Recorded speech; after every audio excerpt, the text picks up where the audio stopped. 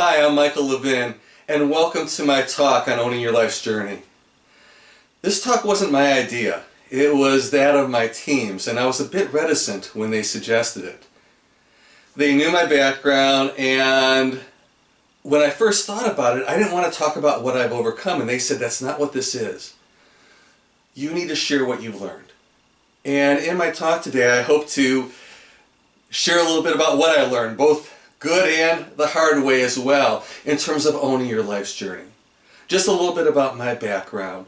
I lost my mom to cancer when I was 16, and my father to suicide when I was 18. I found myself living in our house knowing that the lights were getting turned off in about a month, and I had no money. My nearest relative was 2,000 miles away, and while they were welcoming me into their home, I was living in California and planned to stay. And I was going to figure things out. Where this story ends is I had a great corporate career with Pepsi, running divisions for them in San Francisco, Oakland, and Reno. And I've had the opportunity to launch and build 4 multi-million-dollar businesses. And now I get to spend my time delivering keynotes and workshops around the world. And it's so rewarding and so much fun. But I couldn't have done it without the help of others. In fact, at that time, after my father passed away, I had had dinner with a friend of mine, and she and I were talking about what was going on. Really did not know her family that well or her that well.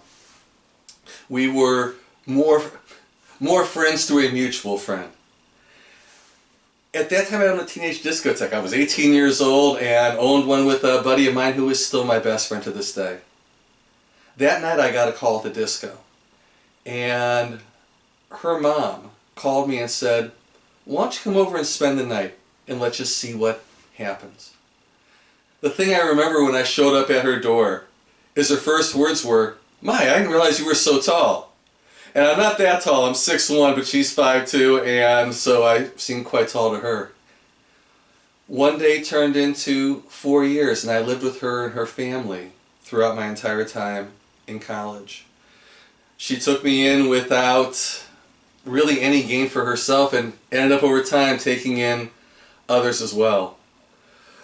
What made this kind of funny in terms of a living arrangement was I'm Jewish by heritage, and she was a very faithful born-again Christian who tried to convert me.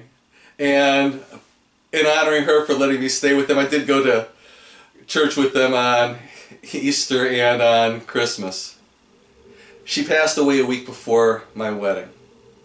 And when I gave her eulogy, I said, I know she had tried to save me in her way, but she saved me in many other ways that she didn't realize.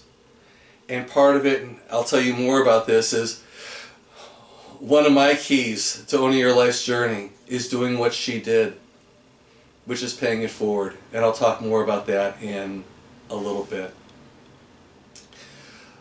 What I want to share with you are things that I believe can help you on your journey, and things that help me on mine. One of the first things that helped me, and when this happened, I knew I was not going to be a victim. I was not going to have a pity party around this. I was going to find a way. I was going to find my path. My parents had given me a good baseline, and I knew I had the opportunity to succeed. I was not going to let that go by the wayside. Sometimes to my detriment, I sucked it up when I shouldn't have. But at the same point in time, I never wanted to take on a victim mentality. If you've ever heard of the hero, victim, villain triangle, it's also known as a drama triangle and has another name that I can't think of at the moment. It's worth looking up. This isn't my concept. The goal out of this is to remove the drama and not take on one of those 3 roles: the hero, the victim, or the villain. And this was one of my key lessons that I learned.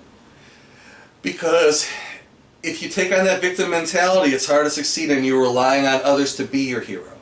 And if you are trying to hero other people, you keep them in that victim role, and frequently you move from hero to villain. Let me share a story around how that works and how you can keep the drama out of it. In my leadership workshops, what I have the participants do is practice what they learn. And this workshop was all communication based. This was a satellite facility for one of my clients, and they weren't large. They only had about 20 people working out of that site. They had this small refrigerator, kind of like what you'd have in college. It was tiny. And they wanted a full-size refrigerator. Their goal and their communication challenge was to have a conversation based on what they learned with the president of the company and secure her approval to purchase a refrigerator. Instead, the general manager for this site, instead of letting them go through the exercise, decided to try and be the hero. He said, "She'll never buy it. I'll buy one myself with my own money so we can have that refrigerator." Now, we had gone through hero, victim, villain in the workshop, and when I came back and heard what happened, I sat down with him and I said, "You know what you did?" And he said, "Yes, I did. I tried to become my team's hero. I like playing the hero. And what I did was I made all of them victims. And I made the president of the company the villain." He apologized both to his team and to her, and he ended up taking on the expense of the refrigerator because he bought it, and that was the price he paid for being a hero under those circumstances. Try and keep the drama out. Another thing that I learned too is it's easy to minimize ourselves. I know from what I've read in terms of the surveys that it's easy for you to feel like this is all I can do. I can't go above and beyond this, or people are holding me down. Because of what I do, I'm traveling a lot by myself. And I would do what you would typically do when you go to a restaurant. When it was only me, I would say, "Just one." Frequently, the host or hostess would say, "Just one." We aren't just. I wanted the word "just" out of my vocabulary. When I walk into a restaurant, even if they said "just one," I would say "one." Because candidly, I wanted a table. They wanted me to sit at the bar, and I get that. If it was crowded, I would. But after a day of either keynotes or workshops, I didn't want to have a conversation with somebody next to me. And if there was room, I preferred to get a table and not be just one, to not minimize my importance. And I was certainly going to tip them well for honoring me being there as one. Please take the word "just" out. You aren't a just. We are far too important for that and have far too much impact. The second lesson that I learned is something I alluded to already about paying it forward. Shirley Rice certainly paid it forward when she took me in. And it was a great lesson for me to not do something with the thought of what am I going to get back, but just to do for the sake of doing. I remembered that lesson of hers after a very difficult breakup one time when I was having a bit of a pity party. What I decided to do was, instead of wallowing, I decided to volunteer. I volunteered on a crisis hotline. And I found it so rewarding to be able to give back to others, to be able to make a difference in other people's lives, that I ended up doing that for the next 10 years. So I believe by paying it forward to others, that helps further you, just inherently. And it may just be out of goodwill. But if we do take care of others, do pay it forward, I think that comes back to help us in our own professional and personal lives. That will also tie to my next lesson that I learned, which is about networking. And when I mean networking, what I think is so important is to get to know those, our peers, get to know our cross-functional counterparts. And in networking, there's something that I read in one of the Don't Sweat the Small Stuff books by Richard Carlson. One of the things he said is, network before you need the relationship. Our tendency is to wait. When do we typically network? When we need something from somebody else. I would highly encourage you to network before you need that relationship. And I take it one step further. Network selflessly. In doing so, what I mean is, when you go to network, instead of thinking about, well, what can they do for me? Start with what you can do for them. Questions I like to ask are, how can I support you? How can I make your job? How can I make your life easier? What can I do? Tell me about what you do so we can figure out how we can best work together and how I can help you out. Because when you do that for others, what are they going to do for you? Support you when you need it. Where I got this lesson and another lesson as well. And that lesson was, a small thing to you may be a really big thing to somebody else. And to not minimize those small things. I had just taken over as regional manager for San Francisco and Oakland for Pepsi for our food service division. I was going around meeting with my different teams, getting a chance to get to know them. And I was pretty young. I was 30 or 31 at the time, and most of my team was older, many of them significantly older than me. When I sat down with the Oakland route drivers, I was asking the typical questions. What's going well? What's not? What changes do you think need to be made? What problems are there? And one of the veterans said to me, and I had to laugh when he said this. He said, listen, we were here long before you got here. We're going to be here long after you leave. Just don't screw it up while you're here. Except to use the four-letter word a little more crass and screw.